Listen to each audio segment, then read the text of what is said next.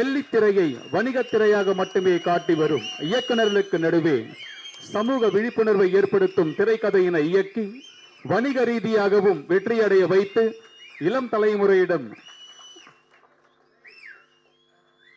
தலைமுறையிடம் சமூக அக்கறையை கொண்டு செல்லும் இயக்குனர் இவர். இதன் விளைவாக திரைக்கதைக்கும் இயக்கத்துக்கும் தேசிய விருதுகளை வென்று திரையுலகை தன் பக்கம் ஈர்த்தவர். தமிழ் திரையில் ஒவ்வொரு காலத்திலும் ஒவ்வொரு இயக்குநர்களின் காலம் என்று சொல்வார்கள். அதன் வழியே பாலு மகேந்திராவின் பட்டறையில் இருந்து கிளம்பி எதிர்மறை விமர்சகர்களையும் அரவணைத்து செல்லும் இயக்குனர் இவர். இது வெற்றிமாறனின் காலம் என்றால் அது மிகையல்ல. ஒடுக்கப்பட்ட மக்களின், பாட்டாளி மக்களின் விடுதலைக்காக சமரசமில்லாமல் வெள்ளித்திரையில் கர்ஜனை செய்யும் அசுரன், எழுச்சி தமிழரோடு பயணித்து வரும் வெள்ளித்திரையின் தீரன் இயக்குனர் வெற்றிமாறன் அவர்களை வாழ்த்துரை வழங்க அன்போடு அழைக்கின்றோம்.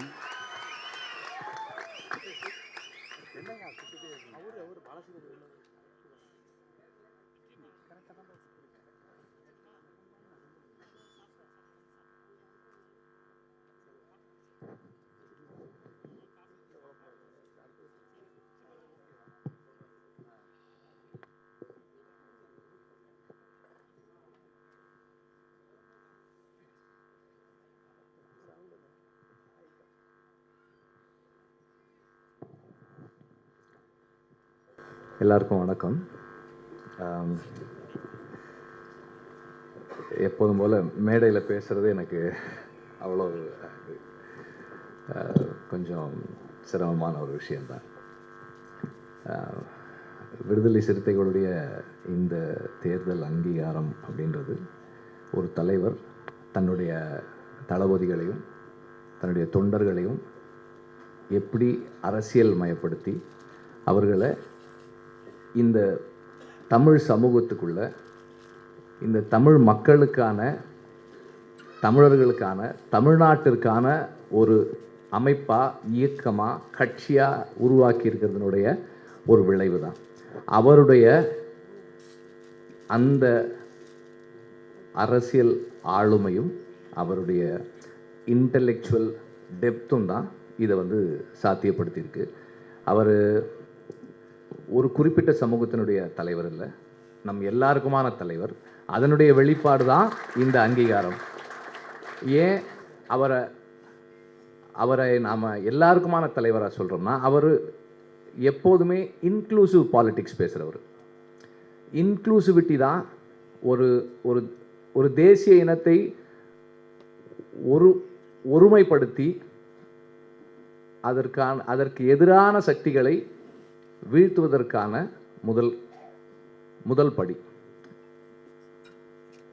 அவர்கிட்ட எனக்கு ரொம்ப பிடிச்சது என்னன்னா, தன்னுடைய எதிரி யார், நம்முடைய எதிரிகள் யார், எதிரிகளை வீழ்த்துவதற்கு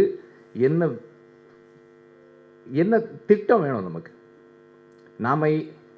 நாம யாரை எதிர்க்கணுன்றது தீர்மானிக்காம சண்டை போடும்போது அது எதிரிகளுக்கு தான் பலமாக மாறும். அவர் ரொம்ப தெளிவாக பிரிவினைவாதத்திற்கு எதிரான நிலைப்பாடை எடுத்து, சனாதனத்திற்கு எதிரான நிலைப்பாடை எடுத்து, இந்த சூழலில் யாரை ஆதரிக்கணும் யாரை எதிர்க்கணுன்ற தெளிவோடு செயல்படுறவர். அந்த தெளிவு தான் அவரை நம் எல்லாருக்குமான தலைவராக மாற்றுது, நமக்கான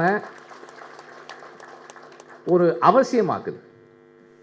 விடுதலை சிறுத்தைகளையும் திருமாவளவன் ஐயாவையும் நமக்கான அவசியமாக மாற்றுறது அவருடைய அந்த தெளிவு தான். இந்த தெளிவு நம் எல்லாருக்கும் ஏற்புடையதாக இருக்கிறதால தான் இந்த தேர்தல் அங்கீகாரம் அண்ட் இந்த அவருடைய அரசியல் நிலைப்பாடு, யாரை எதிர்க்கணுன்ற அந்த தெளிவு நம் எல்லாருடைய சப்போர்ட்டோட இருக்கு. அவர் ஓகே, எப்போதுமே இந்த நிலைப்பாட்டில், அவருடைய அந்த நிலைப்பாட்டில் நான் துணை நிற்கிறேன். நன்றி.